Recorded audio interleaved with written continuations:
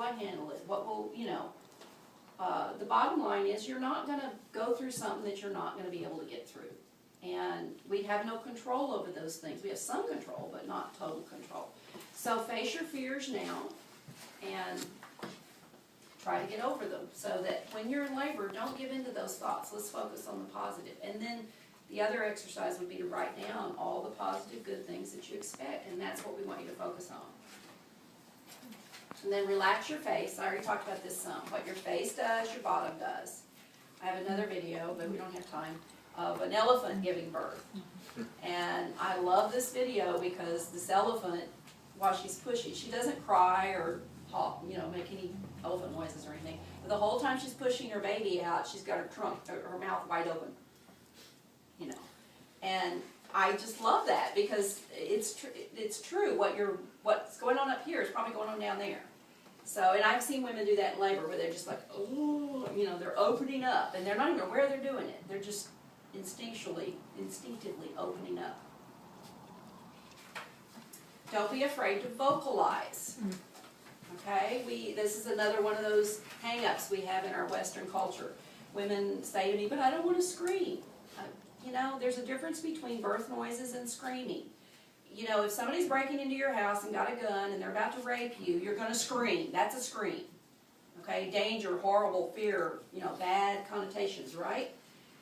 If you've got to, by yourself, lift that cabinet and drag it across the room, are you going to make some noise? Well, I am. I'm going to, you know, I'm making loud noise while I'm getting my vocalization behind it. That's not screaming. I'm not scared of that thing. I'm not, you know, there's not necessarily pain involved. It helps to vocalize. It helps to grunt and groan and do whatever comes natural. I'm not saying you have to do that. Don't be afraid to do that. Don't be hung up on that screaming or bad. It's okay to make what we call birth noises. And for that matter, it's okay to scream. I had a girl once that she came to me because her bad hospital experience was, first of all, she had been raped twice when she was younger. And her hospital experience was she'd start to scream as she was feeling these things. And she had nurses and doctors both telling her, no, don't scream, you be quiet, you be good. And absolutely terrified her because that threw her back to her rape experience, and it made it a just horrible, horrible birth experience for her. And so when she came to interview me, she wasn't concerned about all the things that most women are, about, you know, how will I do without drugs or whatever. She wanted to be sure I wasn't going to tell her she couldn't scream. And I said, you can scream if you want to. I said, some screams are more productive than others, but I'm not going to tell you you can't scream. And I want you to know that woman screamed. I mean, and her husband was so good. He knew her. I mean, he was just loving on her. He never, you know, said she couldn't scream or anything. It was an apartment building of all places. And she's banging on her wall and screaming while this baby's coming out. And her husband joked and said, hey, honey, you better quit that. They're going to think we're having good sex or something, you know. But baby came out, and the first thing that happened is when she saw that baby, she started crying and saying, I did it, and you didn't tell me I couldn't scream. So, you know, even screaming is okay if that's what you need to do. I don't think that it's common for a woman with no abuse to necessarily scream. It's either abuse or fear or something back there if it's literal screaming.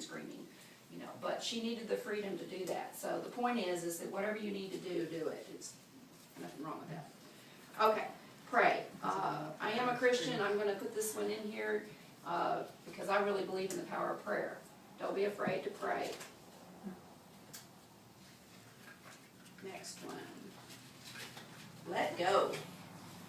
Every woman who goes through labor, I don't care if you've done it 20 times, you come to some point during the process where you just have to, you want to let go. You want to give over to the birth. Just like the girl we last saw, she had different plans. She didn't plan to have her baby in the kitchen in a hurry like that. She had planned a water birth. She planned something else. And so at some point she had to just accept, I don't know if you caught it, but Elisa, her midwife, was saying, I know, honey, I know. She was consoling her because it wasn't what she planned. But this is the birth your baby has chosen. And so, at some point, you probably will have to say that to yourself. I'm going to have to accept this is what my baby's birth is. And it may be something minor, it may be something big. But there's this giving over to the process, because that's what goes along with the trust of the process. You know, if we are trying to control it, then we're not totally trusting the process. The women that have the most problems with labor, I'm not saying they can't do it naturally, they do, but the women who have the most problems are the ones who are the most controlling in every other aspect of their life. If I show up at a house for a home birth and every nook and cranny is perfectly organized and clean and orderly, and she's got lists of this and that and everything, I think, oh boy, we're going to have a long, hard birth. Because she, by nature, wants to control everything. And I can relate to that. I'm kind of one of those people, although my house isn't that clean. But, so it's not bad that you're that way, but if you're that way, recognize it. You know, you can't control your birth. You can't script it out and say, this is how it's going to be. You're going to have to give over to it. You're going to have to come, part of your plan at getting ready is going to be to know, I'm going to have to let this happen. Okay, now we'll move into the yellow cards. And these are just things in the environment that might help you. Music is very, very helpful to a lot of people. And the type of music is very, you know, individual. Here at the birth center, we've got speakers in all the rooms, and you can hook up an iPad, iPod, or whatever and play music. I've delivered babies to Last of the Mohicans, Enya, chants, religious things that get stuck in my head after I leave the birth. I don't know. Anyway, so it's all up to you, but if there's something that helps you meditate, helps you relax, in fact, if you practice your relaxation with your labor music, it'll actually work even better, because you will train yourself to do certain relaxation with that music. So I highly recommend music. Again, you don't have to use it, but it's one of those things that can make a big difference. Soft lighting.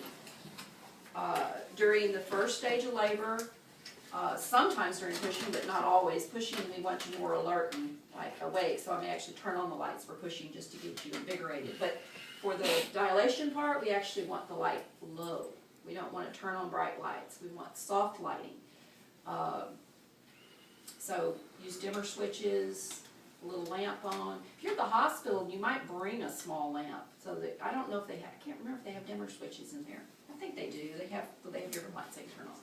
But ask the nurses to not turn on the lights every time they come in if they don't have to. Because it does something to you. The more you get into that zone of meditation and just quietness, you're not disrupted.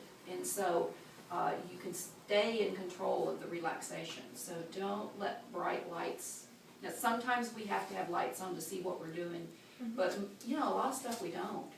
I mean, I get tickled when I'll come in to do a vaginal exam and I get my glove on.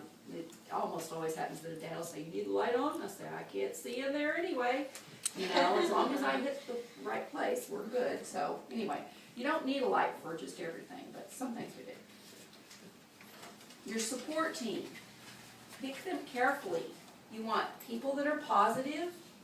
Every now and then I'll get a mom who wants to convert her sister or her best friend to natural childbirth, so she's going to invite her so she can see how it's done, and we get this hostile, scared person in the room, and it's not a good idea all the time.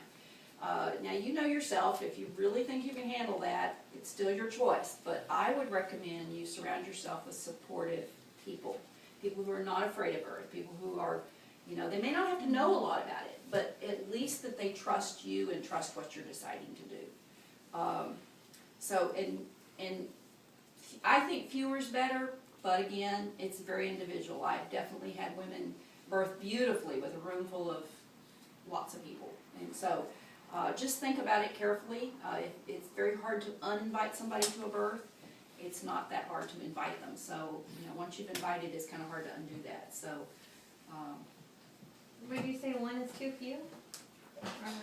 1 is too, no, I wouldn't. I think 1 is wonderful.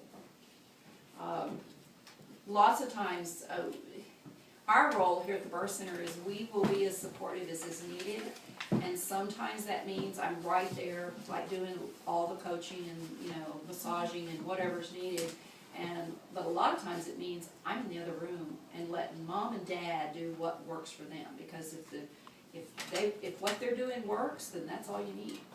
And I think to have a team that recognizes that is really important. Oh, and you guys, especially if you're in a hospital setting, don't be afraid to speak up and say, to somebody that comes in the room, she's having a contraction, especially if she's doing good control. The person coming in might not recognize that she's in the height of a contraction. So you can say, can you just wait just a second? She's almost through with this contraction. That's all you have to do. Just pause them a moment. Or do you mind just speaking a little softer? I'm amazed at how I just went to a hospital birth recently, and every nurse that walked in the room walked in talking really loud, and I'm thinking, why do you have to do that? You could just talk softly, So maybe they're used to having to yell over screaming women, I don't know. But, so don't be afraid to just politely, don't aggravate them, there's no point in that, but just politely say, could you feel, and you can say to me too, by the way, I can get a little silly in a birth sometimes and forget that we're having a baby. Oh, walking. Okay, so when you're not resting, getting up and moving around is one of the best things you can do. It will increase the contractions, it will help bring the baby down. And along that line, learn to distinguish between, is this more progressive, what I'm feeling? Like, don't think of it just as more painful, but you might actually be progressing better if you're feeling more pressure. So you can discern the difference, but you're going to have to analyze what you're feeling. Is it more painful, like something's not right? Because then you would want to change what you're doing. But if it's more painful, like it's just getting the baby's head down there and opening me up quicker, well, you might want to do that, because the baby will come out. And so if we're going to work with it, we're going to get it done quicker and better. Is there an easy way to tell the difference between the two? All I can say is you'll know. You'll have to think about it, but you will know. I tell women this all the time, and I've had them tell me retrospectively, oh, if I had just gotten up sooner, we'd have had that baby sooner, but I didn't like the way it felt. But she was, I was like, they're running from the pain, so it's like, I don't want to get up because that makes it stronger. And then at some point they realize, I can't just fight this, I've got to have the baby, So just ask yourself, what am I feeling? Because unnatural pain feels unnatural. And natural pain feels like it's doing something. Until you've gone through it, I can't. There's a difference between exercise, lifting weights, and if you pull a muscle, it's going to feel different pain than if you're just. That's a good example. Okay, thanks. Yeah, that's a really good example. It's like I have women ask me that they haven't had a baby before, how will I know I'm in labor? I was like, you'll know. You will know. They just don't fall out and go, oh, I guess that was labor. It just doesn't happen that way. You will know. You may have a period of time where you're going, is this it or not it? The point is that if you're doing that, at best it's very early labor. And the best thing you can do is ignore it. I don't think I covered that in here, but the very first stage when it's early, another word for it is prodromal labor, if it takes a long time and it's very early, you want to distract yourself. You want to go to the movies, get out of the house. By the way, if you're planning on having your baby in your house, get out of your house, don't stay in it, because don't go to the hospital early. You want to distract yourself and just keep doing normal stuff. My main problem with my hospital is I think my doctor likes continuous The fetal monitoring? Yeah. And I'm not sure how to tell him, well, I don't want him to think I don't trust his method. Right. What you can do with that is, first of all, don't go to the hospital too early. You want to wait till you're in good